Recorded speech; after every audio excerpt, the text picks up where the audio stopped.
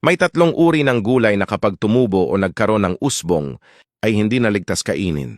Panoorin at pakinggan ito hanggang dulo at ibahagi sa mga mahal mo para maiwasan ang panganib. Unang gulay, tumubong sibuyas. Kapag ang sibuyas ay nagsimulang tumubo, ibig sabihin ay handa na itong maging halaman. Bilang proteksyon, gumagawa ito ng mga chemical na compound tulad ng ilang alkaloids. Ang mga sangkap na ito ay maaaring makasira sa red blood cells, magdulot ng hemolytic anemia kapag naparami, magpakita ng sintomas tulad ng pagtatay, pagsusuka, pananakit ng tiyan, matinding discomfort sa digestive system. Ikalawang gulay, tumubong bawang. Ang tumubong bawang ay may mas mataas na konsentrasyon ng sulfur compounds. Kapag kinain, maaari itong magdulot ng oxidative damage sa red blood cells. Magresulta sa pagsusuka, pagkahilo, pagtatay, pananakit ng sikmura, sintomas na kahawig ng food poisoning. Ikatlong gulay, tumubong patatas. Ito ang pinakadelikado.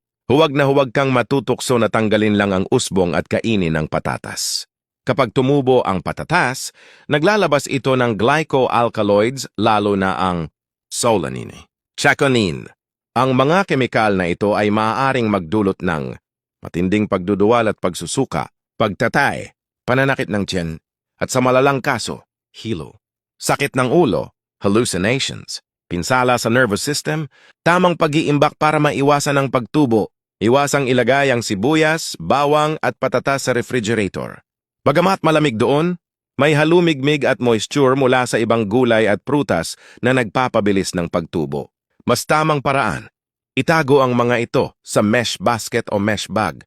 Ilagay sa tuyong lugar, presko at may ventilasyon, ilayo sa lababo o gripo.